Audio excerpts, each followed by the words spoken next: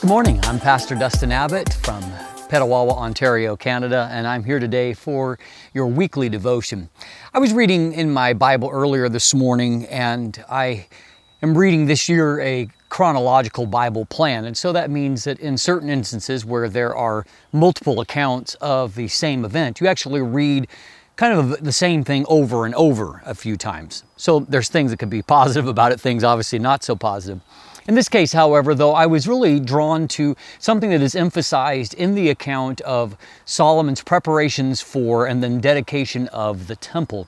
And in both 1 Kings and then in 1 Chronicles, there is a reinforcing of a particular thing that happens. Now, leading up to this point, towards the end of David's reign, there's been great emphasis on all the materials that were gathered for the building of the temple. Obviously, this was something that was very near and dear to David's heart. And while God told him that he himself could not build this temple, God told him that he would build up David's house and that his son would be the one to build this temple. And so rather than being upset by that, David had gathered massive amounts of materials. He had put together blueprints. I mean, everything was ready to go, and he handed that to his son Solomon as a part of the transition.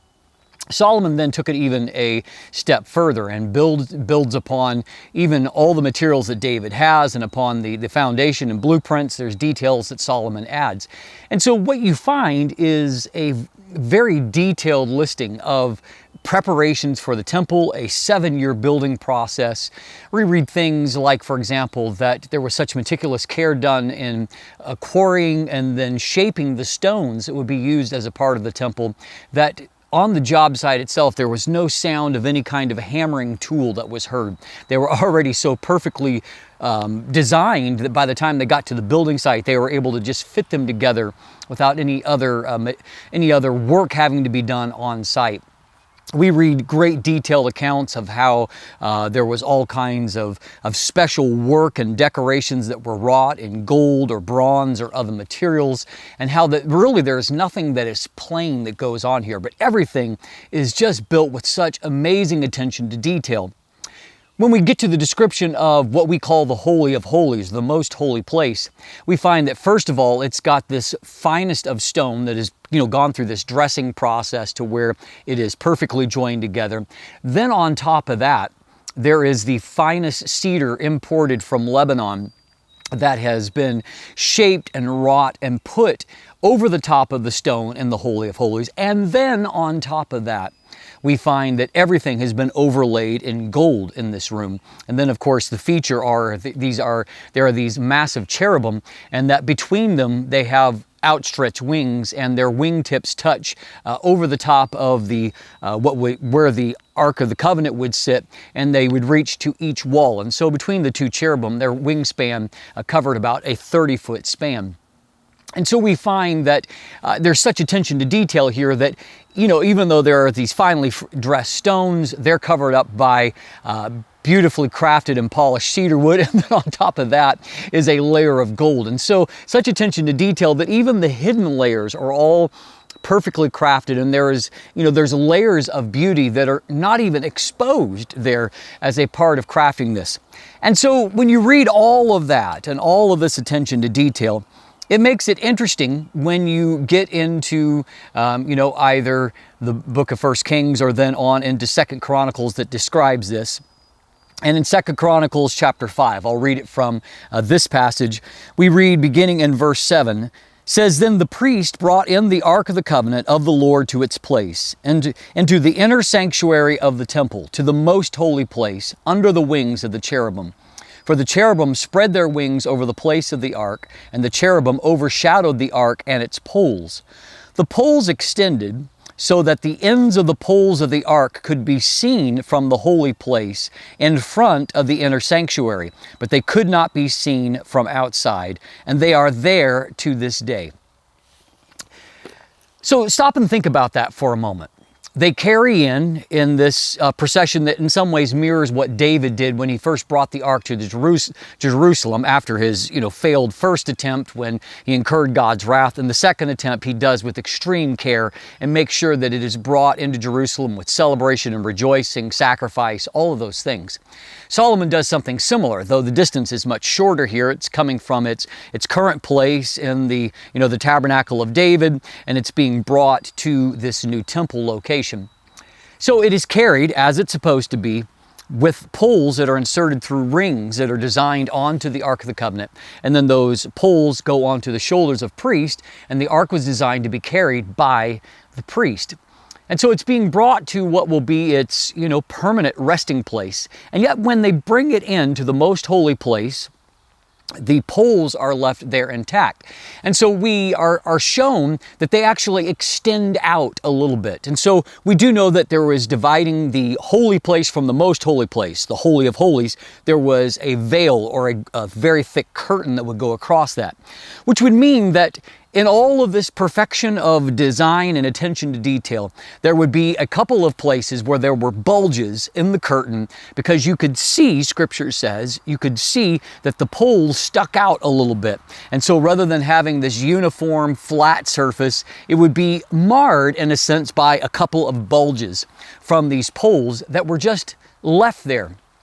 Now, one would think with Solomon and his great attention to detail, he comes across maybe in this as being, what we might call a little bit OCD. He is very much about the detail and making sure that everything is done in such a certain way. And he's been very involved with this process that even though he's not necessarily the craftsman that is doing things, he is overseeing all kinds of details. And you'll find Solomon's name everywhere, his fingerprints everywhere in this process. So for someone that is so about detail and design, down to where he is wanting stones to be crafted in such a way that you don't even hear the sound of a hammer or chisel on the actual Temple Mount site, you would think that it would really bug you to have everything done and everything perfect, and then what seems like this oversight where there are two bulges in this curtain, this veil that separates the holy place from the most holy place due to these poles from the ark sticking out. And you think, well, did they not plan properly for this? Did they not design for this? And you could even ask the question, why leave them there anyway if the ark is not going to be moved? If it's no longer a movable object, so to speak, something that you're carrying around as you did in the wilderness, but you've set it in a permanent place. Why do you need the poles there anyway? Why leave it like this when there are alternatives? And so I thought about that. And the conclusion that I came to is that this ark was in a place where, designed by God, it could only be accessed by one person one time a year. The high priest was able to go one time a year into the Holy of Holies, and there they were to take the blood at the time of the Day of Atonement, to bring the blood to sprinkle upon the mercy seat to seek atonement for the nation. They were a representative of behalf of the nation. So that means that only one day a year, only one person out of all of the millions of Israel had access to the Holy of Holies, to the ark that was there. And so while it may not be aesthetically perfect or architecturally preferred for you to have some bulges in the veil, I believe that the reason why they designed it and they left it that way is that while they couldn't go in past the veil to see the Ark of the Covenant on a regular basis, as the priests went around about their other business, the Bible says they could see the bulges. They could see the place where the Ark of the Covenant was. They could have a visual reminder that, first of all, the Ark is still there. But secondly, a reminder that as they went throughout the more mundane aspect of worship, their day-to-day practice, there was a reminder of the reason for it, that God's presence, He promised that He would come to meet them in that place between the cherubim at the mercy seat. So it was a reminder that they were in a covenant relationship with God, that there was something special that happened beyond that veil. And even though they couldn't see it all the time, they could see a visual reminder and a couple of bulges that it was there and it could bring hope to them. And I thought about that for us as well. that we too can try to order our lives in such a way. And sometimes, for example, as a pastor, pastors can really get caught up in trying to make sure that everything runs seamlessly and everything is done just right as a part of our worship services. And we're embarrassed if there are awkward pauses or maybe even moments where the Spirit of God starts to move and people get a little bit crazy and you're wondering what the visitors are thinking in a service like that.